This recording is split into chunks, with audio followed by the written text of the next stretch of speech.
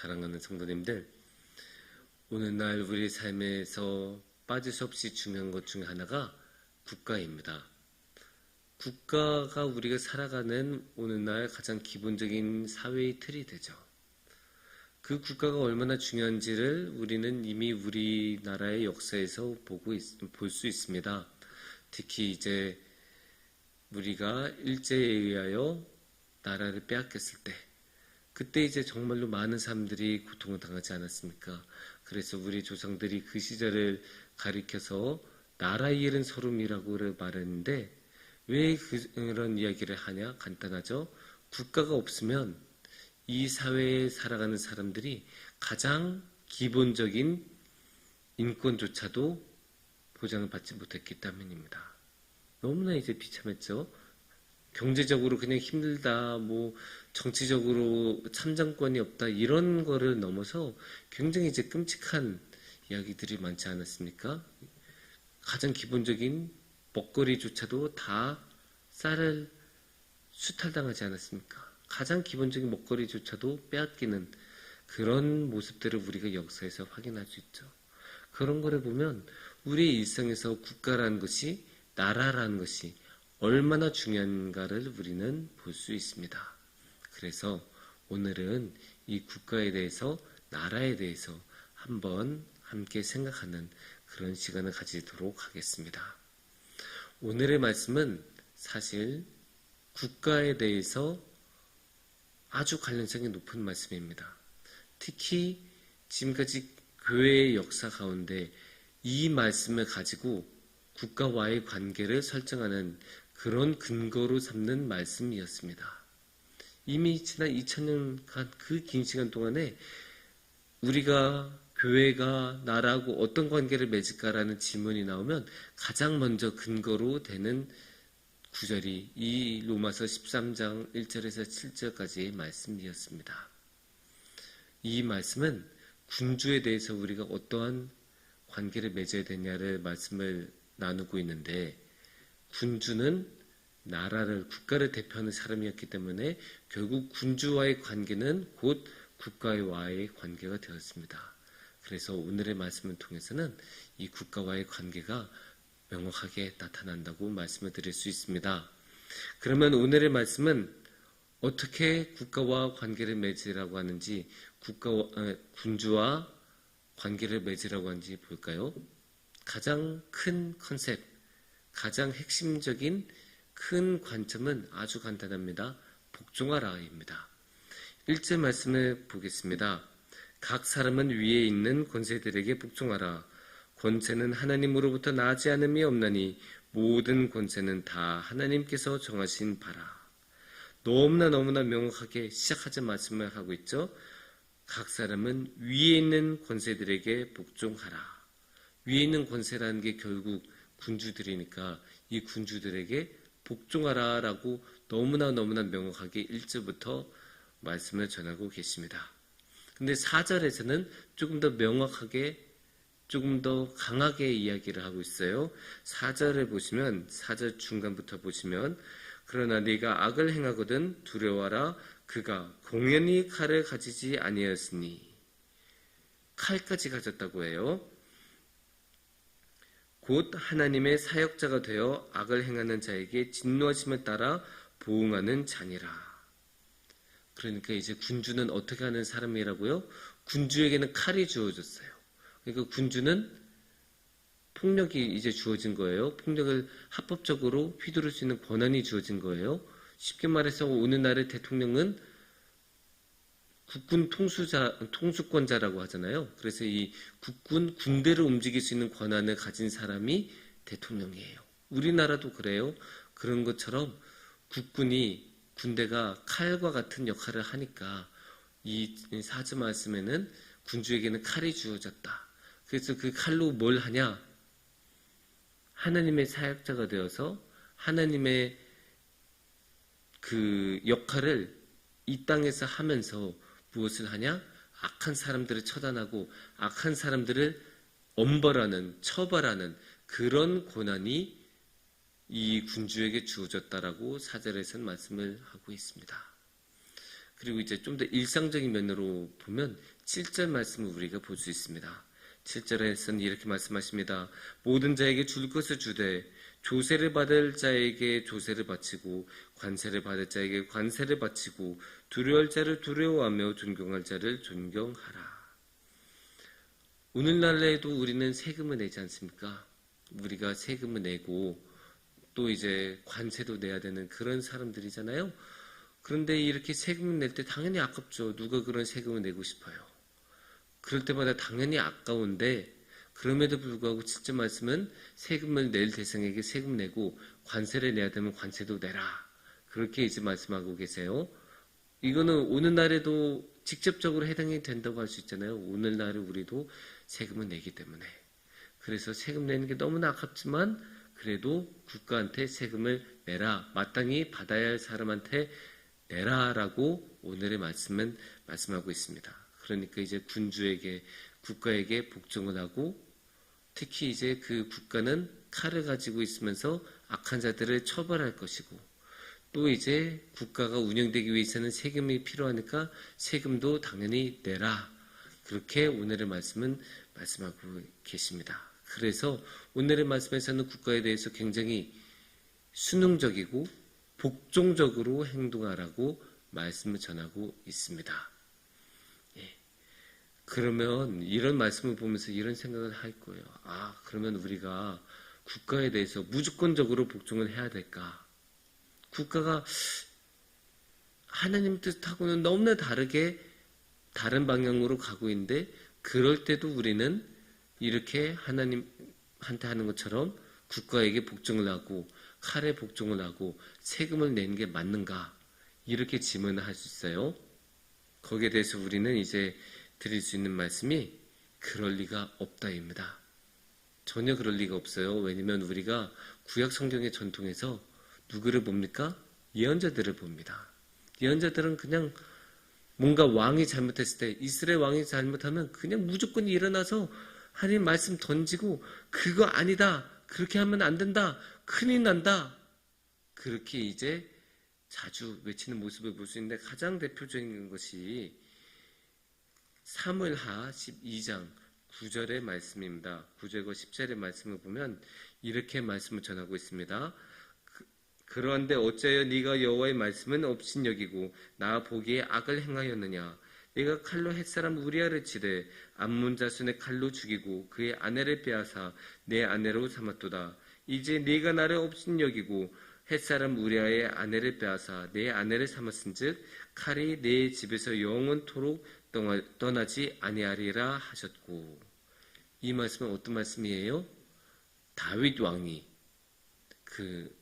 우리아의 아내를 빼앗은 후의 이야기입니다. 그러니까 이제 다윗이 계계를 버려서 햇사람 우리아를 죽게 만들고 그 햇사람 우리아의 아내 바세바를 자신이 취하는 그런 장면이 사무엘하에 나오는데 그 직후에 선지자가 와서 예언자가 와서 이런 강력한 말씀을 전하고 있어요. 그러니까 우리가 여기서 알 수 있는 것이 무엇입니까? 다윗이 어떤 왕이에요? 이스라엘 역사에서 가장 뛰어난 왕이라고 할 수 있어요. 이스라엘의 모든 왕들의 기준은 다윗이에요. 그래서 항상 하나님의 말씀에서는 뭐라고 합니까? 그가 다윗처럼 행하였더라. 아니면 그가 다윗의 길을 가지 아니하였더라. 이런 식으로 다윗이 모든 왕들의 모범이 되는 왕이 다윗인데 그런 다윗조차도 잘못하니까 예언자가 가서 그러면 안 된다. 당신 잘못했다. 당신이 이제 큰일 날 거다. 하나님의 심판이 당신에게 임할 것이다. 이렇게 말씀을 하고 있는 거예요. 다윗조차도 성경에서 하나님의 말씀에서 모든 군주들의 기준으로 삼고 있는 다윗조차도 이런 대우를 받는데 하물며 다른 왕들, 다른 군주들, 다른 국가들은 어떻게 하겠습니까? 다른 나라들도 당연히 잘못하면 이런 식으로 하나님의 말씀의 심판의 말씀을 듣게 되는 것입니다. 예전에 이제 이 말씀이 너무나 이제 강력하니까 사람들이 물었어요. 정말로 우리가 하나님에게 하듯이 군주에게, 국가에게 무조건적으로 복종을 해야 합니까? 당연히 이제 그런 질문 할 수 있죠. 그러니까 이제 멜랑톤이라는 그 종교개혁자는 자신의 책에서 그렇게 이야기합니다. 갈라디아서 1장 10절을 우리가 함께 봅시다 라고 말합니다. 거기서 어떻게 나옵니까? 1장 10절의 말씀을 보면 이제 내가 사람들에게 좋게 하랴 하나님께 좋게 하랴. 사람들에게 기쁨을 구하랴. 내가 지금까지 사람들의 기쁨을 구하였다면 그리스도의 종이 아니니라. 이렇게 말씀하고 계세요. 그러니까 중요한 것은 하나님께 기쁨을 드리는 거고 하나님께 좋게 하는 거죠. 그러니까 하나님의 길이 있고 사람의 길이 있으면 무조건 하나님의 길을 선택해야 한다라고 성경 말씀을 말하고 있어요. 그러면 똑같이 하나님의 길이 있는데 군주가 국가가 다른 길로 가요. 그러면 하나님의 길을 따라야 합니까? 국가의 길을 따라야 합니까? 당연히 하나님의 길을 따라야 하는 거예요. 무조건적으로 따라야 되는 거예요. 멜랑이톤은 그거를 내가 설명해야 되냐라고 말하는 듯한 뉘앙스로 말해요. 굉장히 귀찮다는 듯이 당연하다는 듯이 너무나 당연하게 우리는 하나님의 길을 따라야 돼요. 그렇기 때문에 국가에 있어서도 우리가 국가와 하나님의 길이 다르면 무조건적으로 하나님의 길을 따라야 합니다. 그게 하나님께서 하신 말씀이고 성경에서 우리에게 전해주신 말씀이에요. 그러면 이제 우리가 보신 게 있습니다. 1절에서 뭐라고 해요? 각 사람은 위에 있는 권세들에게 복종하라. 권세는 하나님으로부터 나지 않음이 없나니 모든 권세는 다 하나님께서 정하신 바라. 그러니까 이 말씀을 보면 어떻게 봐야 돼요?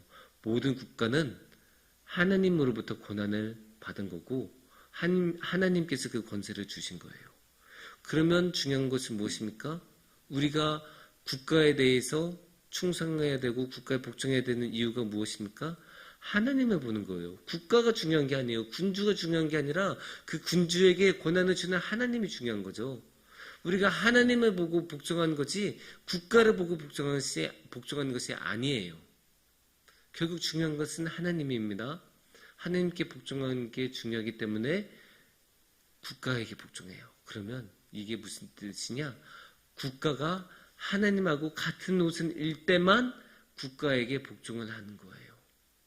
이 국가가 하나님하고 다른 옷을 입을 때는 복종할 필요가 없다. 그런 말씀으로 우리가 해석할 수 있습니다. 그러면 오늘의 말씀은 왜 주어졌을까요? 이렇게 하나님한테 복종하는 게 우선이면 오늘의 말씀에서 이렇게 강력하게 국가에게 복종하라고 하신 말씀은 왜 있을까요? 이유는 간단합니다. 사회 질서가 필요하기 때문이에요. 성경은 혼돈을 싫어해요. 혼란을 싫어해요. 질서를 좋아합니다. 조화를 좋아합니다. 그거를 어디서 볼 수 있습니까?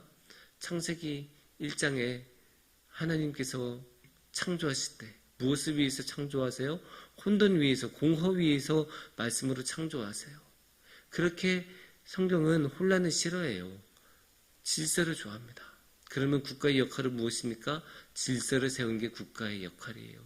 그리고 그 질서에 순응하고 복종하라라는 말씀을 하시는 거예요. 그러니까 아무나 그냥 국가가 없으면 아무나 그냥 자기 마음대로 다 하는 거예요. 아무나 그래서 칼을 모든 사람들이 휘두르기 시작하면 어떻게 하겠어요? 얼마나 위험하겠어요? 그냥 만난 사람들이 그냥 자기 마음에 안 든다고 그냥 칼 휘두르기 시작하고 자기 마음대로 다 지멋대로 하고 그냥 힘이 센 사람이 그냥 힘이 더 세니까 그냥 그것대로 관철시키고 그러면 얼마나 위험하겠습니까? 평화롭게 하룻밤이라도 잘 수 있겠습니까?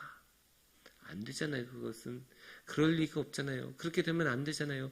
그러니까 한 명에게 이 칼을 주는 거예요. 근데 이게 성경에만 나오는 이야기가 아니에요. 막스 웨버라고 독일의 아주 유명한 정말로 뛰어난 사회학자가 있었는데 그 사람이 오늘날 정치에서 국가에서 통용하는 데는 아주 중요한 말이에요. 그게 무엇이냐면 국가의 핵심은 폭력의 독점이라고 이야기해요. 폭력의 독점이라고 하면 굉장히 이제 거부감이 들 수 있어요. 왜냐면 폭력이라는 게 이제 굉장히 나쁜 것이라고 여겨진 경우가 많잖아요. 그런데 이게 국가를 형성하는 핵심이에요. 왜냐? 멕시코 같은 경우 치안이 불안하다라고 하는 이유가 무엇입니까? 조폭들의 권한이, 카르텔의 권한이 너무 세요. 그 사람들은 경찰이 와도 군대가 와도 받아들이지 않고 저항하고 맞대어 싸워요. 그러니까 국가가 이 조폭들을 관리를 못한 거예요. 조폭들이 자신들이 힘이 있으니까, 총이 있으니까 자신의 마음대로 해요. 심지어 조폭과의 전쟁을 선포하는 그런 시장이 있으면 시장조차도 납치해서 목숨을 빼앗아가요. 그렇게 되니까 나라가 제대로 설 수 있습니까? 그러니까 치안이 불안하죠.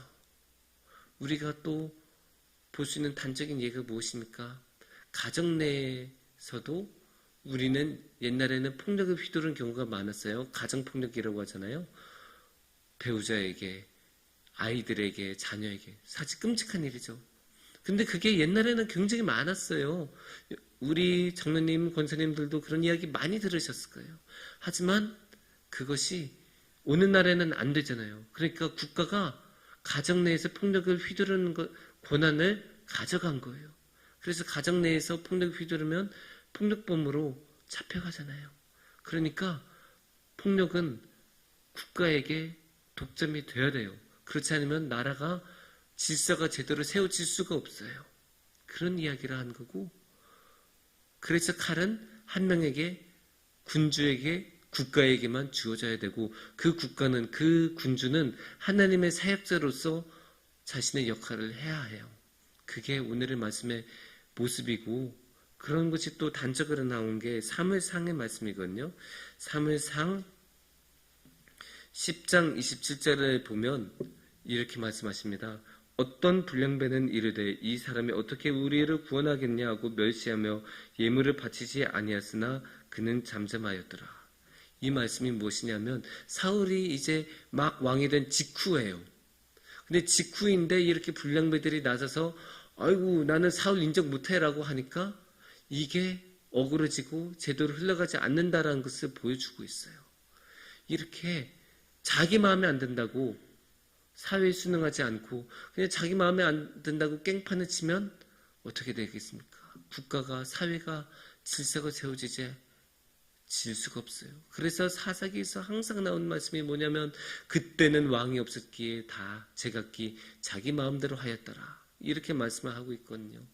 그러니까 그냥 자기 마음에 안 든다고 세금 너무 많이 내야 된다고 싫다고 하면서 자기 마음에 안 들 때마다 국가에 대해서 공격하고 나라의 그런 권위를 인정하지 않게 되면 사회의 질서는 무너집니다. 그렇기 때문에 그렇지 말라고 하나님께서 권한을 주었다고 말씀하는 게 오늘의 말씀입니다. 그래서 우리는 이 국가에 충성한 게 아니라 이 국가에게 권한을 주신 하나님께 충성하면서 하나님을 바라보면서 이 사회에서 함께 하나님과 함께 살아가는 우리 성도님들이 되시기를 축원합니다. 함께 기도하겠습니다.